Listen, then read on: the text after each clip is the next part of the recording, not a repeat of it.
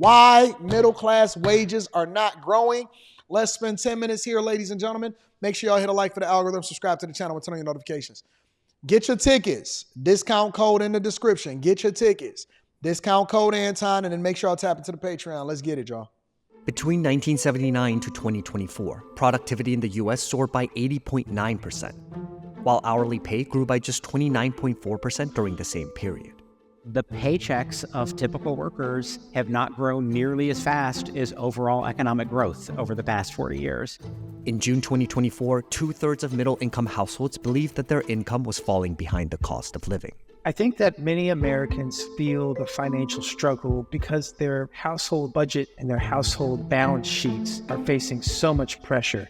Every time I check my local mom group on Facebook, I see requests or people asking where they can get some financial assistance to pay utilities or assistance with rent. And it's concerning because these people are working full-time jobs and they just can't make things work right now.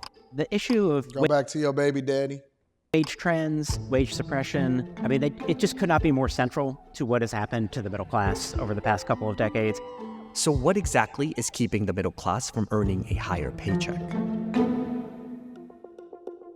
I think people think inflation is a policy problem, but wages are my problem. And it turns out wages are not just your problem. Wages are entirely a policy and political variable. The main goal of policymakers at the Federal Reserve is to ensure maximum employment while keeping prices stable. They rely on various economic data to guide their decisions, including the natural rate of unemployment. Economists produce this thing they call the natural rate of unemployment. It's like the lowest unemployment can go without generating inflation. Throughout history, the natural rate of unemployment has hovered between 4.5% and 5.5%. And then we look at actual unemployment and how often it is above that estimate of the natural rate versus below. And if you look at the years since 1979, we have spent far more time with actual unemployment well above that estimate of the natural rate. Between 1949 and 1979, the actual unemployment rate was cumulatively 15.3% below the natural rate of unemployment. In contrast, the unemployment rate was cumulatively 35.7% above the natural rate of unemployment between 1979 and 2017. I wonder how much of that was intentional. You know what I'm saying? It's almost like a lot of these market corrections, a lot of these assumed market corrections almost seem like it's 100% manufactured. And so I just be in a position to where I can take advantage of these market corrections. And when I say market, I'm not just talking about the stock market. I'm talking about corrections in everything, real estate, stocks, all things that we then see is directly an impact or a result of whatever administration was in office at the time. So when I see all of these jobs or the layoffs or the fact that America is just basically a banking country now and that they're too big to fail the banks themselves, and why we had to bail the banks out because we don't actually make anything. But part of that goes back to the fact that the Clinton administration opened up our borders to be able to have manufacturing offshore, to say that we were going to lower prices and ultimately become competitive, when in reality, they just jacked up prices and it didn't help anything. When I see certain things happen, almost all of it seems like it's manufactured or it's a direct result of the policy decisions that we don't really know how it's going to impact us until years after these Congress people and these legislators are out of office in the first place. This has real-world consequences for the American middle class because wages tend to grow faster during periods when unemployment is low. The Economic Policy Institute estimates that just a 1 percentage point drop in unemployment leads to wage growth of 0.4 to 0.9 percentage points for workers near the median of the wage distribution.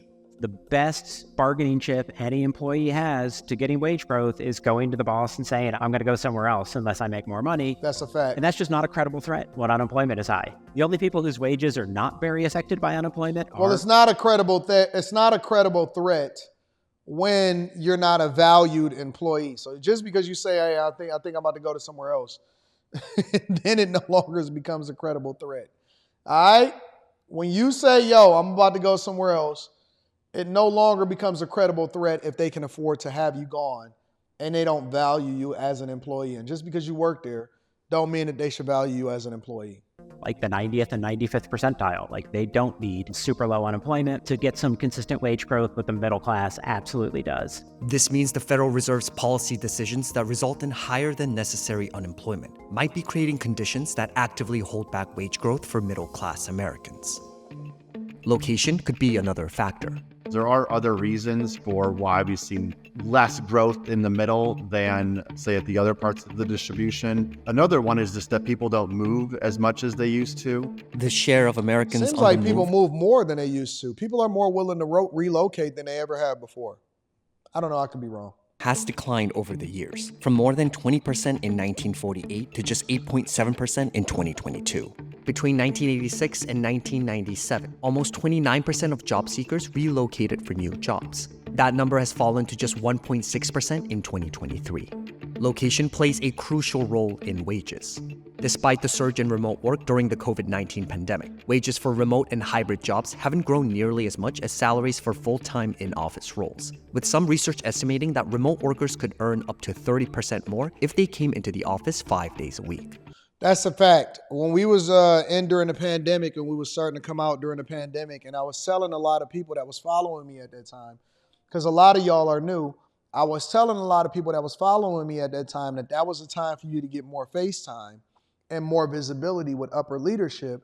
And then you basically have unfettered access to these people to actually show them and become friends and build a relationship and then network effectively, which would then lead you to not only preserve your job when layoffs was going to come, and they did come, but to also get a direct promotion. Because when they think about who they're going to replace people with, even if they have a policy that they have to interview a bunch of people, you're going to be the first person that they think about. And remember, I can't tell you how many times that they went through the interview process just because it was a formality. They had to interview a bunch of people. But I already had the position. I already had the promotion. It wasn't even really up for discussion. So it was just a formality for everybody else. But I was absolutely telling people when everybody was trying to work from home, you do the opposite, you go into the office. Whatever most people are doing, usually it's best. Not always, but usually it's best to do the opposite of what everybody else is doing if you're trying to actually level up and get to that next level. Seven Lies says it's not worth it. Yeah, if you're just a janitor and you're trying to just become a permanent employee, but if you're trying to level up and get to the C-suite, that's the fastest way to get there. I told people that they needed to go into the office. Now, you don't have no separation between you and the next person because everybody is being mandated and required to go back into the office no matter what. Decades ago, when I was a worker living in sort of a lower opportunity area, I would move to a higher productivity city, like maybe San Francisco or New York City or Los Angeles. And as a result, I'd be able to capture higher wages, gain more skills. I know a lot of people are saying, I see Eric D said that they're never going back into the office. Well, it depends. I'll do whatever I got to do. If I have other options, then that's a whole nother conversation. But whatever I have to do in order to run that bag up and get visibility, you ain't got nothing better to do. Most of y'all just be sleeping throughout the day and ain't got nothing popping anyway. If y'all got up out of the office, you would feel better, you would look better, you would smell better, you would brush your teeth. Some people look so dusty because they don't have no purpose in their life. And staying home every day is not the move for some of y'all. Some of y'all going into the office was your social life. I'm just being honest with you. And then move up the income distribution. Now there's a lot less people moving across areas to capture those opportunities. Real reason behind that is astronomical housing costs that are due to excessive regulations at local levels. Home prices hit a record high in June 2024, with existing homes selling at a median price of $426,900. In line with typical seasonal trends, home prices declined in July and August, but still set new records for those months.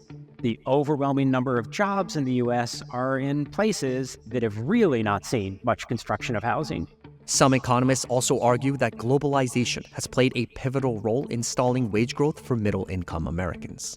The expansion of trade with countries that have much lower wages, I think that was always going to provide quite a bit of pressure on the U.S. middle class because so much of that trade runs through like the manufacturing sector, which is where a lot of middle class jobs have been. Between 1995 and 2013, trade with lower wage nations like Mexico and China reduced wages for workers without a 4-year degree by roughly 5.6%, or about which basically debunks everything that Kamala Harris is saying, because if we're looking at the wage reduction, because now you have more competition, with more goods and goods and services coming directly from other countries that can manufacture it for less, what makes you think that that's actually going to improve your quality of life?